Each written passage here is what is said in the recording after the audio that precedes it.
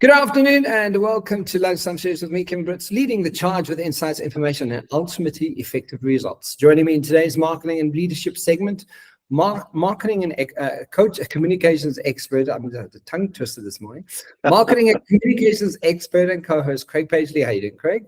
Well, Kevin, yeah, good to be chatting again on a lovely, gorgeous morning out there, looking out the window. Hope you had a great weekend. Mentioning the weekend, I don't know if you saw the magnificent full moon we had on Sunday evening, 21st of July. I did. I saw it, and I even saw it while driving, like quite late at night. So it was quite significant. I know that according to astrology, there's been some significant changes. We know that it's impacted things like the U.S. presidency in for the race has officially stepped down. So it's interesting times how the full moon, and I'm always, as a general rule, I just know that when it's full moon, I don't sleep properly. So really, and I know that you talk very actively about the moons and planetary astrology, etc. So I thought I'd bring this in because I was just quite blown away by the spectacular sighting, and I actually went online to see if it was a particular moon sighting this Sunday past, especially in light of the brightness and crispness, and it reminded me of the last full moon that I really got to appreciate in that way, which was 2 full moons ago. That was actually on the eve of my mother's passing, which was the 23rd of May this year, and the moon of May each year is known as the flower moon. And this signals the magnificence of the spring flowers across North America just before the summer season kicks off. And then I went to look at, what exactly did our July full moon represent. And it's either known as the buck moon, which coincides with the time of the year when the deer antlers are in full growth, Kevin, or as the thunder moon. And I thought this might appeal to you, is because it's when thunderstorms are common in most parts of the world. So definitely, the naming of the moons, I know that's very northern hemisphere oriented, but there's distinct reference to some reality of a moment in time at full moon. Well, Craig, what's interesting? Sorry, but what's interesting about the astrology is when you start paying attention to the sort of planetary events happening in the world, and major decisions move, and even the uprising that the world is currently experiencing. When you investigate there's planetary movement suggesting that there will be, right? So it's quite interesting when you see it. If you just start paying attention to, okay, so this is happening, and it's it's sort of showcasing in this sort of space right now. Yes. Celestially. What does that mean? And there's many sort of, because it's been recorded throughout history, so many years, they've actually recorded life events that's happened throughout history, based on astrology. So yes, some people think of astrology as a science rather than a sort of a wishy-washy kind of mystic approach to life. Ariana Grande, like she's I mean, I don't know if you know her, but she's pretty famous singer. Damn fine famous singer. She makes reference to the movement of Jupiter in her new album. Wow. Yeah, so people are aware of it, and highly successful people are very aware of astrology. I know you like it, so I thought I'd throw that into the opening chat today, Kevin. Fantastic, great. So moving on to the show now, what do we have in store for today's conversation? Yes, so Kevin, I want to continue the conversation from last week where we covered the article Lead at Your Best, is published by McKinsey and Company on the McKinsey quarterly publication page. And I want to move to another article, also again on leadership, but this one titled Leadership Now, 4 Leadership Principles That Drive Company Culture. And for me, when we know how to lead at your best, I believe that such leaders surely should be well positioned to have a profoundly positive impact on company culture. And this is why I thought the article would be a nice segue from last week's conversation. Yeah, and I remember we touched on mindset, and part of that conversation was Yes. around mindset. And again, it's if you watch the show, guys, you'll see I get quite carried away with why there is the importance of mindset, but it really is a good conversation. So I'm looking forward to today's conversation, Craig. Brilliant. So before we continue, what I actually thought to do is just, well, firstly, to note that the article was published in fastcompany.com. Again, another one of my great reference points for good content. It's in the Leadership Now section. It was published as recently as the 1st of June this year. And the article was written by Ameesh Divatia, who is a Forbes Technology Council member and co-founder and CEO of a business called Baffle Inc., which is an advanced database protection solutions business. And Kevin, the reason the article stood out for me again is core and often complex principles in business are distilled into such simple understanding and applicable concepts and models. And in particular, this article, as again written by Ameesh Divatia, picks on four simple leadership principles, and they're known as the 4 I's. And I don't know if you've come across them yet, but principle 1 is about instinct. Principle 2 is about integrity. Principle 3 is about intensity. And principle 4 is about inclusion. And I know we've mentioned words like this in different meanings across different conversations, but as a collective, I don't know if you've seen them, referenced as the 4 I's before. And the article defines the leadership values that these principles stands for and gives context on how to implement them when driving company culture. No, so I have never heard of them, and so I'm quite interested to see what they're about. Good. Okay. So before getting into the detail of the impact of these principles on leadership, Kevin, I actually thought let's go back and set some context and look at the meaning and actual definition of each of the principles, because there's a lovely thread when you get to understand the meaning behind it. So starting with instinct, the Collins Dictionary notes that as a noun, instinct is the natural tendency that a person or animal has to behave or react in a particular way. Inborn tendencies to behave in a characteristic of a species, natural, unlearned, predictable response to stimuli, inborn intuitive power, and natural and apparently innate aptitude. And again, those are some great characteristics for good leadership. Craig, but what's interesting from being part of the MIT's Neuroscience for Business program, as the assessor, you learn these areas that now brain science shows us, and one of the areas that they speak around is intuition, instinct, right? And when you realize that we have inherent intelligence built in us as humans. What the MIT's programs wants to insinuate is, do you understand, or do you ever acknowledge that instinct, that intuition that is built in within intelligence? And very often leaders don't do it. They kind of ignore it and go, yeah, no, it's that gut feeling, and people kind of go, oh well, no, I'm being silly. And meanwhile, you kind of go, actually, maybe not.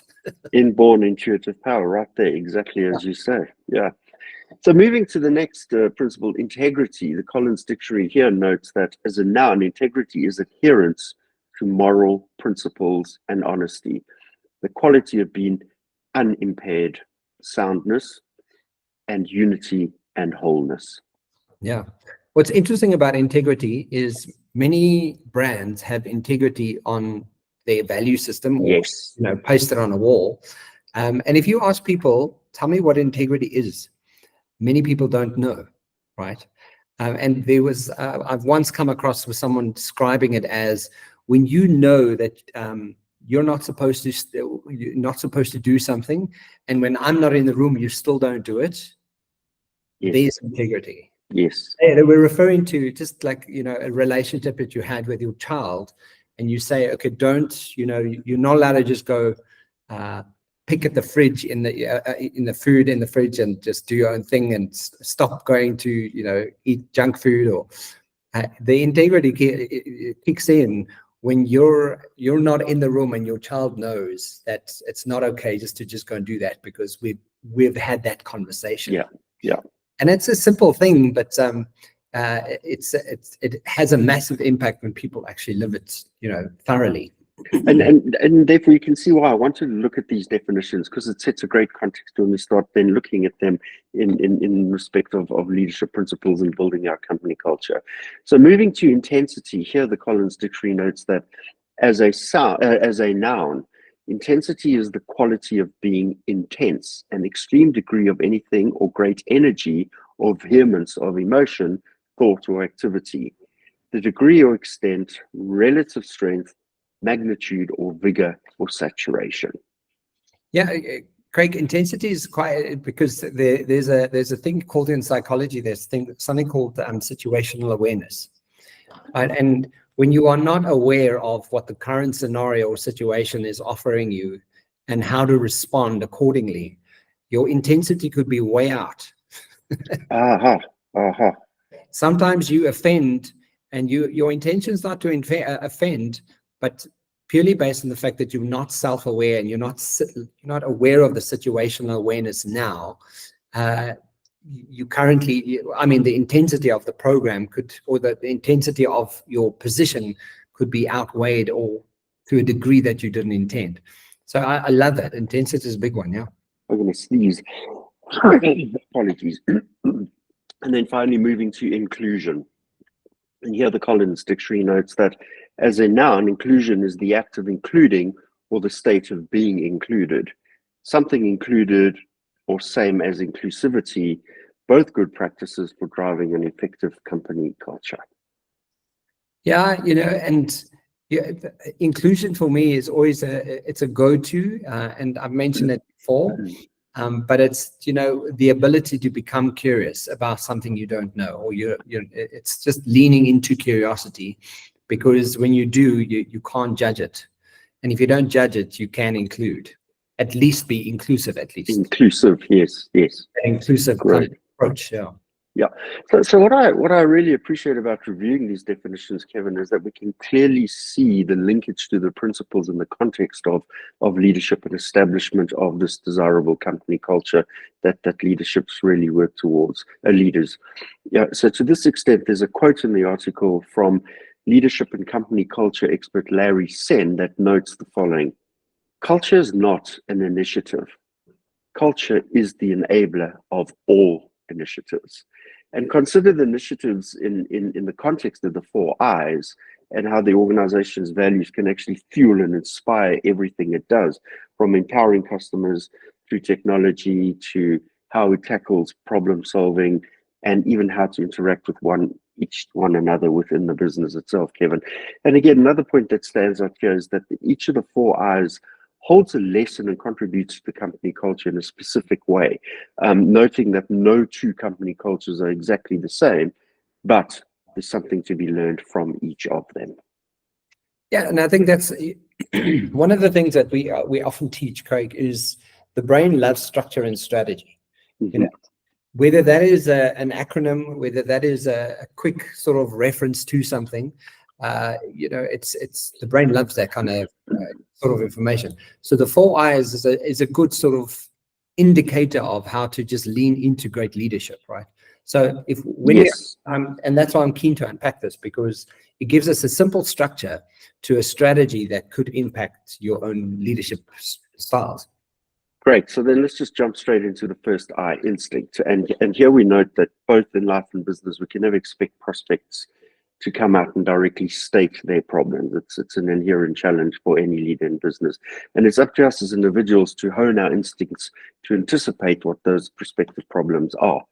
And this is especially critical skill for business leaders, Kevin. You see this every day in your practice of coaching leaders. Yeah, competition is fierce out there. New products and services are being developed on a daily basis, and customers really aren't fully aware of the scope of their problems or what they will actually be in the near future. So gut instinct enables you to take the risks and go all in before you actually may have all of the details and information figured out. And developing these instincts requires time and experience.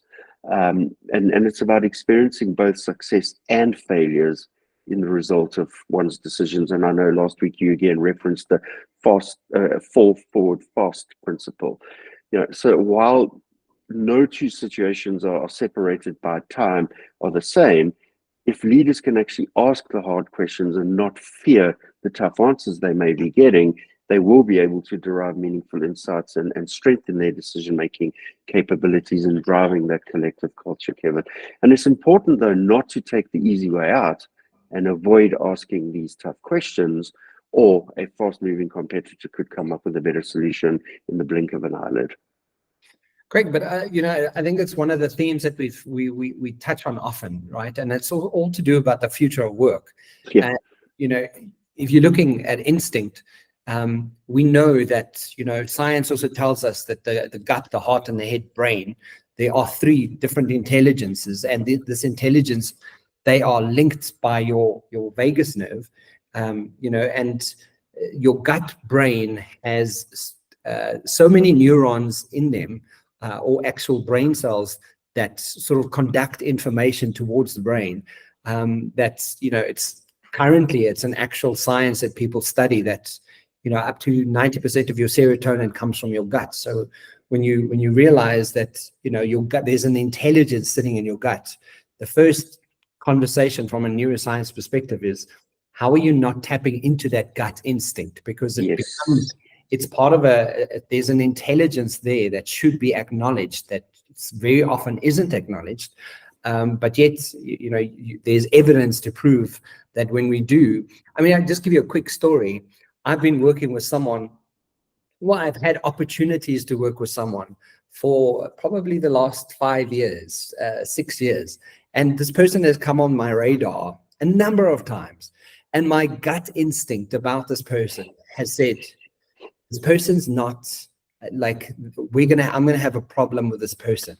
So, so they completely in my sort of atmosphere in the work that I do. And so I will often see this person. And every time I see this person, I have this gut instinct that it's an actual problem. There's a problem there, and I should avoid this person. And now, because it's sort of in my, in the same atmosphere, what I've started seeing, and I've started hearing from other people, how this person behaves and the approaches that this person has, and just her natural unhealthy approach to people, and all I've been going on is instinct. I haven't had evidence to kind of prove that this is not a good situation for me. But luckily, I've trusted my instinct, and I've avoided having any negative kind of experience with this person, purely based on the fact that I actually listened to it. So instinct, you can't ignore it, and to kind of sort of brush it off as an excuse, or you're just being silly, is a bad idea.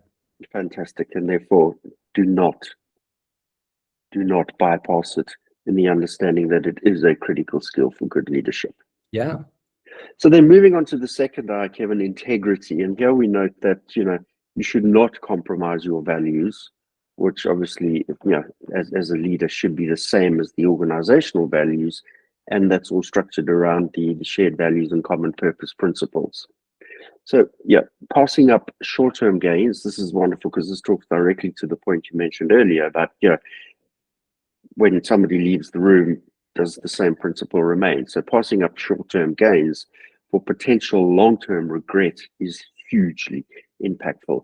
And as a business leader, upholding that highest level of integrity is vital to maintaining trust, both with your customers and with your team. And when the team leave and you behave differently is really the negative that you were talking about. Where leaders most often mess up in this regard, Kevin, is when they take shortcuts and get rewarded for it. Usually this happens in hypergrowth scenarios and in the different business growth circles and at least cycles. And this makes it seem permissible for them to repeat that behavior, which inevitably leads to their downfall at some point. And you see this on a regular basis. And as the saying goes, you could fool some of the people all of the time, but you can't fool all of the people some of the time, at least all of the time. Yeah. Yeah. The author, Ameesh, Divatia, he notes the following here: the best way to maintain a high standard of leadership integrity is to surround yourself with people who hold similar values and keep others accountable. And that's why I mentioned the likes of that shared values and common purpose principle here. And your fellow board members and leadership teams can really keep you honest and on the right path around your organization's capabilities and limitations. And yeah, honesty is vitally important when building trust with your customers, Kevin. So leaders should always stay open to criticism. Point noted in the at least a concept noted in the previous point. And one way is to always ask customers, even your very satisfied customers, how the experience could have been and what you could be doing better as a business to move the culture forward. Craig, what's interesting about integrity is I have another story to add to this. I've had a business partner who very often had this approach of going, and she would start a conversation with saying, Kevin, integrity is, very important to me. And then she would carry on the sentence. And because, as you know, from an NLP practitioner's perspective, you pay attention to language on purpose, right? And what's synonymous with that, if someone starts a sentence with you, Craig, let me just be completely honest with you. The immediate approach, the immediate thing that you're suggesting is all the other times we were speaking, I was not complete. There was no honesty, yeah. So when people lead with, integrity is so important to me. Like, why is it not just naturally your disposition? Why are you prefacing that in any kind of approach that you're taking, And that's the thing with integrity. You should just lead with it because it's a character strength that you lead with, right? If you're leading and you need to preface integrity, you have a problem, right? And because the moment integrity goes away, it is unbelievably difficult, especially in leadership capacity, to get the trust back and build trust with an environment, even with your clients. If you're selling or speaking to clients in a way that is not upholding integrity, yeah, you're going to get away with it maybe half the time, maybe 80% of the time, but eventually it becomes a flaw. I take the wonderful Take-A-Lot conversation that Carte Blanche has recently had about the fake kind of products that they're selling. I mean, it was an app, like a complete story on, on. Oh, wow, I've missed that.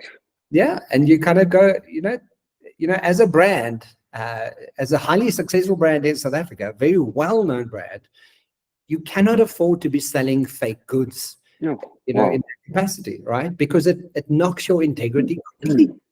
And once it's knocked, you're like, well, now you have a problem, right? Sure. So integrity is it's brushed off, and people don't see it as important. But once it's faltered, it's difficult to backtrack on being integral. And that's why I like what the author notes here about, when you've taken that first shortcut, it becomes permissible to repeat them, and then inevitably it's going to lead to some kind of downfall, Kevin. It really is. Yeah. Absolutely. So moving to the third I, which is intensity. Yeah, we note that intensity is at the heart of every successful startup. You know it, I know it. We've been in this very, very boat recently. There needs to be an intense sense of passion, urgency, accountability, all there to drive the company's mission and purpose. And this often comes naturally in the early days, but important to note that it is really hard to sustain after several years of successfully meeting goals and milestones in the organization. And that momentum is really hard to carry through. And we know how tough it can be, both emotionally and physically, not just for the individuals within the business, Kevin, but particularly if one can look at the challenges that came around from COVID. Clearly, the challenge and emotional and physical torment that the families go through at the same time. And especially when businesses are going through those growth phases, there's unknown consequences in the early days of the business establishment. There's unknown consequences on what that next phase of growth may look like. And the emotional and physical strain really is carried through beyond the business to families as well. And this is why it's important for leaders to continually change their teams and keep them engaged to ensure that the the bonds are reestablished, and that the clarity of where to go and what to do is clearly defined. And here again, the author notes that in his business, they constantly push themselves to achieve higher performance, attaining much more ease of use, and pursuing exciting opportunities that emerge without even overextending their teams, and just keeping the tempo of the business in a healthy space. And he notes that leaders should always stay curious. They should always be open to new opportunities and should draw an inspiration over their customers that are thriving as a result of their solutions. And I like that. You understand what that group of customers and who they are that really are successful on the back of the product and solutions that you provide. Get to understand what makes them tick and bring some of that and inculcate that into your culture as a business. Craig, I mean, I know I mentioned situational awareness earlier, but another thing I just want to add around intensity is the concept of what is the content and what is the context of, Yes. of the situation. Yes. Also, as you mentioned, when you're driving, sales, when you're driving an environment to be a high-performing team, when you're driving success, right? There is a certain amount of intensity that comes with that. Yep. And if everybody doesn't get on board with what that intensity looks like, behaves like, acts like, speaks like, and what the energies, how you're conducting that intensity in that environment, you might not be reaching the goal and the outcomes that you're looking for. So absolutely, I think especially from an emerging sort of business starting out and an entrepreneur's kind of perspective. Yeah, he's sitting at a 9-10 kind of like for quite a period. Absolutely, and it's important, and that's why I like the point around mixing up team members and creating new teams, because you can't have a distinct set of individuals in the team driving the intensity while the others are not at the same level. That's definitely going to bring a skew to the emotions of that team as well, Kevin. And also, people are creatures of habit, right? So the moment you don't do that, people just move back into a comfort, kind of settle into, well, now I'm, and people go to that degree of going, well, now this is my office, and I sit in the corner, and I sit third person from there, and you suddenly move them, and they freak out, and you kind of go, well, things have to change, because a different perspective is going to change the intensity of what's happening in the environment. So absolutely, yeah. So our fourth and final I is this beautiful, powerful word, inclusion. And Kevin, it can be easy for businesses to fall into the trap of only hiring people they know. Inclusion, the people, bring them in, but businesses that do this are doing themselves and their employees a big disservice by failing to look at a larger source pool and bringing more diverse talent into the business. And this reality is exacerbated in the ongoing war for talent, where the best candidates may actually be working for your competitor. Step out of that realm, look beyond this group of people and find the potential magic bullet outside of that particular group. So prioritizing inclusion is critical for diversity of thought and pushing the boundaries of what's possible. Hiring people with similar backgrounds limits companies to only a linear growth. Hiring from diverse backgrounds enables exponential growth, and is something that prospective employees will call employers out when not implemented or put into practice. And you and I have been chatting around, the EVP and employer brand conversation a bit, because that's the projects I'm working on at the moment. And that is definitely something that prospective employees are looking into organizations to see if they have have they prioritized inclusion as part of their business foundation. And the value of a company's culture that embraces inclusion extends beyond just hiring, Kevin.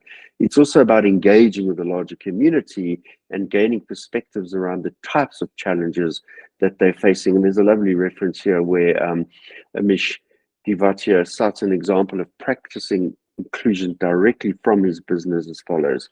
And they noted, take note of this number, 22 million US seniors did not have access to broadband internet.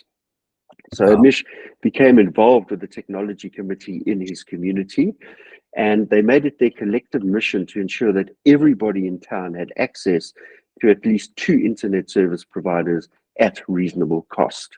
And for Ameesh, this inclusivity was about considering the greater good and the greater good of the community in this particular instance, and not just catering to people that you can relate to. So stepping out of your comfort zone and helping others attain something that they've not been able to have. Yeah, Craig, just that example, I think very often, inclusion is not considered from every aspect, and we usually think of it as a cultural thing or a race thing or a religious thing, but it can be as simple as just giving access to stuff, and making sure everybody has access, and creating a fair and feasible option for everybody, right? And I think that's such a significant point, because we often dismiss people who are not the masses as well. They'll just have to get on with it, but until you're actively paying attention to it, it's not obvious. And the importance of that is quite evident in South Africa in its most recent successful history. Water, electricity, infrastructure, roads, and even connectivity getting to a huge portion of the population that was just sidelined and never had the opportunity to experience that level of infrastructure. Yeah, absolutely. And I think that, what the new government that's, we have is really aiming to point out, and I heard some journalists speak about this the other day, that any party that's involved with the GNU currently cannot get it wrong, because if they get it wrong, they will be punished for it. And I was like, well, that's fantastic, right? Because that holds people accountable, and that forces people to say, like basic rights to just school and water and sanitation and just basic things should be available to the masses of our country. And if we did that, so much of the story of what South Africa could be would change to such a large degree. So I'm looking forward to that's how inclusive we can actually start becoming, because it's time. I like what you just said, because I think the 4 I's have a good role to play here, and most definitely, the integrity eye definitely has a huge role to play. The intensity of how quickly and what's intensity of intention behind getting this all to work and be put in place, and then obviously inclusion goes without saying. We've just referenced that in detail. Yeah, Craig, and there's many great speakers and well-known speakers out in the world who sing the praises of South Africa, right? There's many people, many businesses, real estate that I know, that I'm aware of, that are showcasing and sharing obvious positions that people are wanting to come home from being away from South Africa. And you kind of go, well, why is that? And you realize that there's a large part of what we hold, we sometimes take for granted, but also there's a lot to look forward to. If we get it right, it can be. I mean, just the fact that we've had electricity for the last 3 months, 2 months, whatever it's been, it's like 120 days yesterday. The economy is busy working, right? Yes. That we've had international rugby in our stadiums, and our stadiums have been packed. You kind of look at that and you see, well, now there's obvious evidence to show that when things are working and when things are when the aim and the integrity is there, and people are leading with integrity, so much is possible. And holding people accountable to that is necessary. And what I like about that, those could be seen as some of the positive layers of our culture as a country. Yeah, because if you look at the stadiums, it was a very inclusive stadium. Yes. Very inclusive, but also the stadiums were packed. Every single stadium that we played in so far was over 40, I think, over 45,000. Yeah. So you're kind of going, okay, well, 45,000 people went and spent the money to go and watch this game. Never mind what it does to the immediate economy of Airbnbs and eating out and restaurants and alcohol and everything in that immediate environment for that weekend. Kind of go, because people travel to go and watch rugby. They'll right. go and support. So that immediate impact that it's having, it's like an obvious thing. And if we apply some of these leadership skills like we're just speaking about now, I'm looking forward to the success of what South Africa is going to achieve. Absolutely, Kevin. So to end from my side, I just want to close by quoting the article's final paragraph, which reads as follows, Kevin. Though every company's culture is different, all organizations can benefit from strengthening the values behind the 4 I's. Today's business landscape is challenging. Competition is at an all-time high. Talent can be hard to come by, and retention is something many organizations are struggling with. Having a strong, healthy company culture can mitigate these challenges and should be at the top of every leader's list of priorities. And with this in mind, I actually want to focus on the topic of business culture for next week's conversation. Business culture, fantastic. I'm looking forward to that. Excuse me. To end off today's quote of the day, intuition is the brain's whisper of wisdom, formed by patterns of experience and subtle dance of subconscious knowledge. Trust it, for it often knows that the conscious mind cannot yet see. I'm like, unknown author, I'm not sure who that's from, but it's a nice kind of sort of formulating on intuition, and it's kind of a whisper that we tend to experience but never acknowledge. And I like the clarion call to trust it. Yeah, absolutely. Because it's unfortunately or fortunately, it's your brain's way, it's your body's way of indicating and giving you information that you don't anticipate. Yes. Right. And that's why it's there. Yes. Brilliant.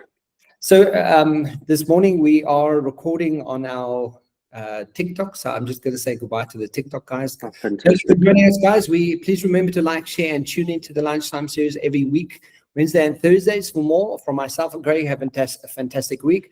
Thank you for joining us on TikTok, and thank you for listening in. Craig, thank you so much for today, and I will chat to you soon. Yeah, thanks, Kevin. Have a good week ahead. Cheers for now. Bye. Ciao.